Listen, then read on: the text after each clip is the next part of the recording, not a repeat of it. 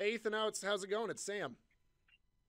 Oh, pretty good, Sam. How are you doing? I'm doing well. So, Ethan, you live down in Houston. You're actually a meteorologist, which is great.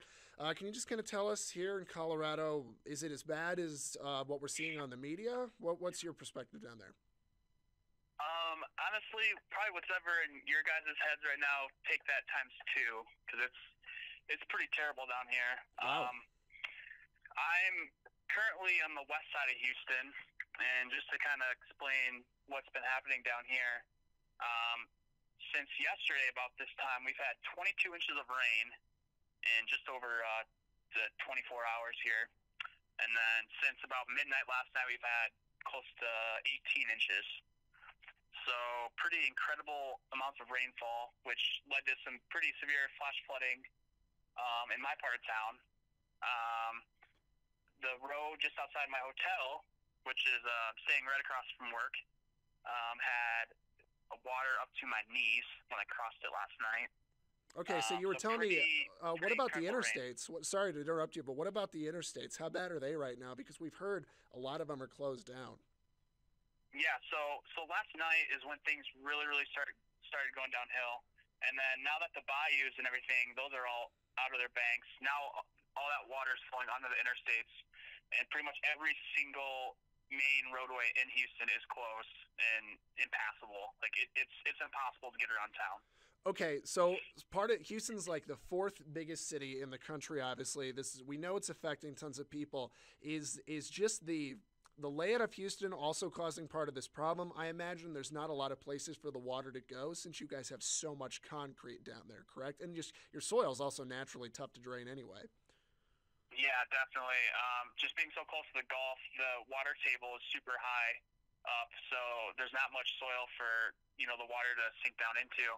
And then with all the concrete, all the new development, even since I moved down here 4 years ago, there's just so much more concrete, and the water just really just runs right into the bayou, and then it overflows right away. So it's just a terrible situation. Okay, so you guys didn't take the brunt of the wind down there. What would you say that was kind of like? Was it more in that 30 to 50 mile per hour range? I mean, still strong, but not devastating like Rockport. Yeah. So probably the initial bands that came through. Let's see, was that? I'm getting my days mixed up here. I think on Friday night, maybe in those initial bands we had gusts to maybe 35 miles an hour, but we haven't had anything over that. I mean, the winds have been pretty light. It's just been a bunch of rain. Okay, so we were hearing about some power outages. Is that maybe the one thing you think is kind of being overblown on some of the national media news? I think you told me earlier your power didn't even flicker, right? Yeah, I haven't had any power issues, at least on the west side of town. Probably in places that are really close to the bayou that homes have water up to their roofs. I'm assuming places like that probably don't have power, but power has been on for the majority of the city this entire event so far. Okay, so Ethan, you're a meteorologist just like me. We actually went to school together back in Iowa, so I know the situation weather-wise down there. But can you give our viewers just a little bit of an explanation on why isn't this thing moving? You've done a little bit more with hurricanes than I have big down there. Why is this just staying in the same place like it is? And what are you guys expecting over the next, let's say, even like 72 hours, like out towards Wednesday or so? Mm. So, kind of the pattern we are stuck in right now is pretty kind of a rare pattern. The hurricane made landfall and all of a sudden just stopped, and it's due to a strong high pressure over the west, and that's just kind of blocking the hurricane from moving further north. And then, so that high pressure is kind of taken over, and the storm has now moved back to the southeast. Now it's right over Victoria, Texas, the center, and by tomorrow or tomorrow night, the center will be back over the Gulf of Mexico, just off the coast. Now, And when then it moves back over the Gulf of Mexico, is that are we looking at a possible re-strengthen? Obviously, they like the Gulf, they like that warm ocean water. Is that something the National Weather Service you guys are worried about? yeah, so actually the Hurricane Center has it strengthening back up to I think a 40 knot winds, which is about 45 50 miles an hour, and then heading straight for Galveston Bay, which is just southeast of Houston. So the center pretty much making landfall on Thursday again right over Houston with some increased winds, which I'm very concerned about. Why is that? Well, all the rain. The soil's super, super wet, and I think even 35 miles an hour winds sustained, gusting to 45 miles an hour. I think pretty much the power will go out all across the city. Without power for days. That's kind of what I'm thinking is going to happen, but we'll have to see. So are you nervous, just you personally, then? Are you scared at all, or are you just kind of thinking you'll be okay, just kind of waiting this thing out? For me personally, I'm pretty safe. I'm kind of fortunate where I don't own any property. I'm also staying right across from work because, we're in the weather industry, so we work around the clock. So I'm staying right across the street in a hotel. My car is in a parking garage on the 3rd floor. So for me personally, I'm not worried. I'm not really going to have any issues. So I'm pretty good for me, but for all the other people down here, it's awful for them. Just keep them in your thoughts for sure. Yeah, and help out any way you can. I was going to say, what's kind of the general attitude of everybody down there? Are you all just tired? Probably is mostly, I'm assuming, what you guys would be feeling. Yeah. So for me, I mean, I've been at work.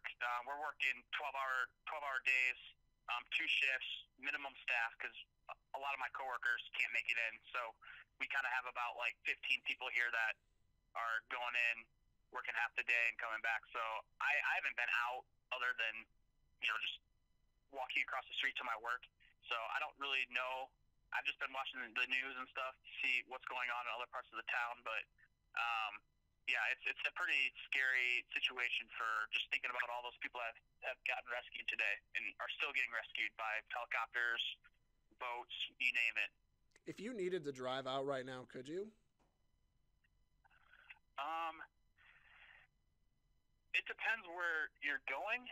If you stay away from the bayous and stay away from the main interstates, I mean, you can kind of move around, but there's gonna be more rain probably coming in tonight, so it's not worth it. And me personally, I would never move my car until this is completely out of here.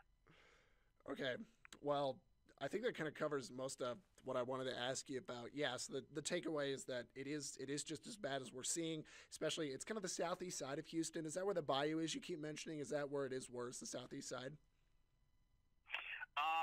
Well, honestly, it doesn't matter where you're at. The entire Harris County, which that's where Houston's at, and it's a pretty big county if you look at square miles. I mean, everywhere in the county's seen over 15 inches of rain over the past 24 hours. That's true. And it's all going into the bayous. Every single bayou is over its banks, flooding every interstate. So it's bad all across the county, all across southeast Texas for that matter. And it's only going to get worse with more rainfall expected over the next 3 to 4 days through honestly Friday morning. Okay, wow.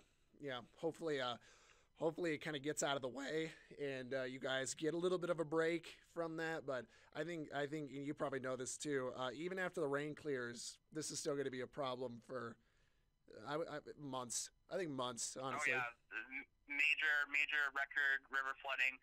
Every single river down here in southeast Texas is going to have record crests of all time, and I think this will probably go down as one of the worst natural disasters that's ever hit the United States, hands down. Okay, wow. Well, Ethan, thanks for talking to us here. I'm going to get on the phone with you after I stop our recording, but we're all thinking about you in Southern Colorado, and yeah, I'll talk to you here in just a second. So thanks for speaking with us. Yeah, no problem, Sam. Thank you.